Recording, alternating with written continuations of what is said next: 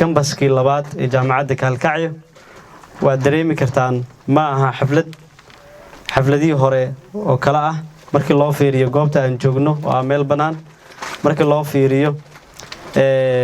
xafladda oo aan ahayn hoteeladii lagu dhigi jiray mid ka duwan ah maanta waa maalin u weyn dhammaan jaamacadda Kalkacyo iyo mas'uuliyiintii asaaskeeda lahaa waxaan dhagax dhigaynaa waan u joognaa qaybtii labaad ama kambaskii labaad ee jaamacadda Kalkacyo waxaan ugu mahadcelinaynaa anigoo ku hadlaya afka jaamacadda maama Khadiijo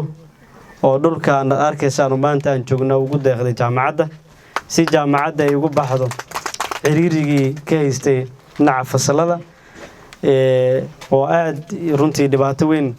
ardayda iyo marka la isku fiiriyo galaasyada aan haysano awal aad u yaraa maadaama ardayda ay bateen galaasyada ay nagu yaraayeen waxaan kaaga mahadcelinaynaa garashadaadii iyo bixintaadii ilaahayna waxaan rajaynayaa inuu camal wanaagsan aakhiro kuugu bedelo mudane wasiir waxaan kugu soo dhaweynaynaa si guud magaalada Kalkacyo iyo jaamacadda GU hore waad u timid waxaan kaaga mahadcelinaynaa safarkaad u soo gashay xafladan dhagax dhiga waxaan ka cudur daaranay inaysan noqon xaflad siyaasadeed waxaan ka cudur daaranay inaysan noqon xaflad weyn oo ballaaran waxaan rajaynaynaa in maalinta xariga laga jaraayo noqon doonto xaflad weyn oo aad u ballaaran waxaan halkaan laga dhisi doonaa oo qadar charity mudan wasiir ay ka dhisi doontaa dhismo aad u ballaaran oo iskugu jira galaasyo hool masaajid iyo xafiisyo waxaan sidoo kale u mahadcelinaynaa qadar charity maanta khudbadda muhiimadeeda hadal badan maaha waa in la dhagax dhigo oo hadalkii iyo bogaadinkii iyo dhismihii qaabka weega faahfaahinteedii iyo heerarkuu soo maray waxaan u deysan doonaa maalinta xariga laga jaraya assalaamu calaykum waraxmatullahi wabarakaatu Khadiijo Ducaale Geelle oo dhulkan baaxadda leh bixisay oo ugu tabarucday jaamacadda GU jaamacadda Kalkacyo Khadiijo waa tuma Khadiijo ilaahay maaragtay ha ka siiyo khayr iyo xasanaad badan oo aakhiro wixii ay baxsatay oo samafalka ahaa oo maxay ahayd ay u qabatay dadka jilicsan iyo agoomaha marka intaasaan maaragtay ku soo koobayaa wayna mahadsantaa boqolkiiba boqol ha noqoto dadka la baxay dhulkan weynka badan alxamdulillaah oo lagu deeqay jaamacadda aad baan ugu mahadcelinaya dhammaan ka soo qaybgalayaasha xafladan sidii hore loo sheegayba dhulka waxaa la baxday maama Khadiija runtii aan runtii si fiican u naqaana hawlaha ay ku jirtay hawlaha ay soo waday hadaan ka soo bilaabo isbitaalka Kalkacyo oo la aasasay sanadkii 2000 bishii afraad uu howlgalay meelaha ugu horeeyay oo dhismaha laga qayb qaatay waxay ahaayeen jaaliyadda reer London ayaa ugu muhiimsaneed maama Khadiija runtii wax ka ahayd san la socono saa qabarta ku helnay dadka ugu horeeyay hawsha ka qayb qaatay kamid ahayd GU waxaan oran karnaa ama University Kalkacyo waa hubka dhigistii koowaad ee gobolka Mudug been ma idin sheegayo waxaan hub iyo jufa ahayn markaas kama taagnayn gobolka Mudug laakiin waxa la baray inay dadku intay jufa iyo iska daayaan iyo hub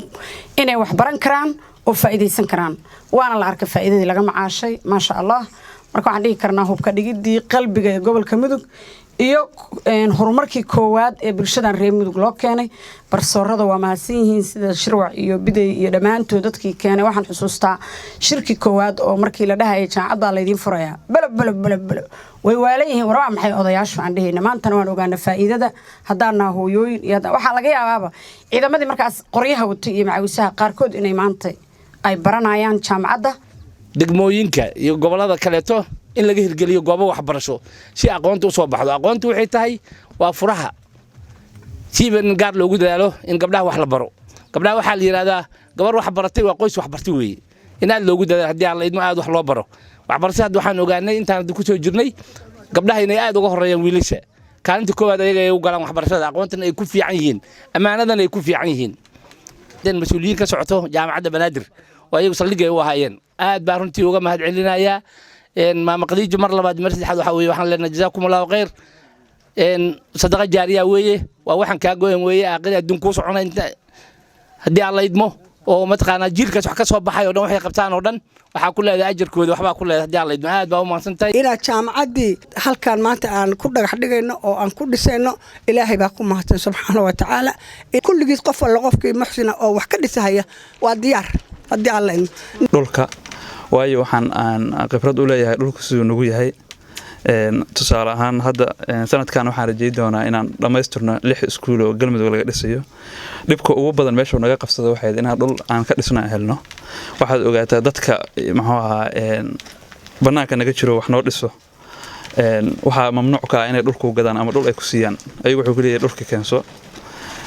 marka waxa aad noogu adkaatay inaan meelaha qaar sida magaalooyinka waaweyn gaalkacyo kale in dhul loo helo aad ay u adagta marka maama qadijo taariikhda ayaa ku xisa doonta runtii ilaahayna ajra ka siiyo waxaan dhihi karnaa maanta galmudug meesha ay marayso waxa ugu wanaagsan weeyaan wax looga qaban karo waa in yacni waxbarashada la hormariyo jaamacadda gaalkacyana waxay u tahay waxbarashada galmudug runtii tusaale ay u tahay markaan meelaha qaar aan tagno dhahno muxuu ahaa waxbarashada tacliinta sare galmudug siday ku tahay waxaan tusaale u soo qaadanaa jaamacadda gaalkacyo runtii waxaan rajayn doonaa haddii ilaahay yiraahdo jaamacadda gaalkacyo inay soo gaalkacyo ku ekaano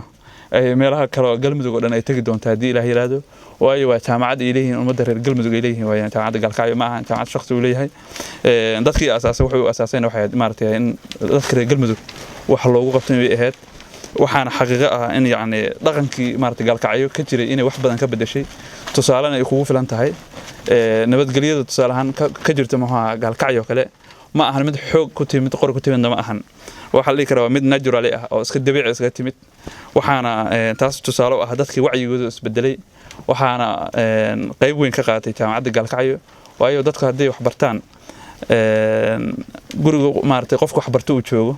kaligiis ma anfacayo xaafadda dhan isbedeli doonto waayo qofka yacni waxbarashada wanaagsan helay xaafadda uu ku nool yahay marka ugu yaraato xaafadda saameyn ayuu ku yeelanayaa marka waxa weeyaan guri walba reer gaalkacyo haddii qof waxbarasho ka aado waxaan dhihi karaa reer gaalkacyo waxay weeyaan wax badan ayaa iska bedeli doona mana ahan wax lagu kala adkaado runtii qoriga ma ahan waxa lagu kala adkaado waxa weeyaan waa maskaxda iyo aqoonta haddaan rabno inaan maartay tartan galno haddaan rabno inaan maartay dadka maartay aan hormuud u noqono waa inaan wax baranaa haddii ilaahay yiraahdo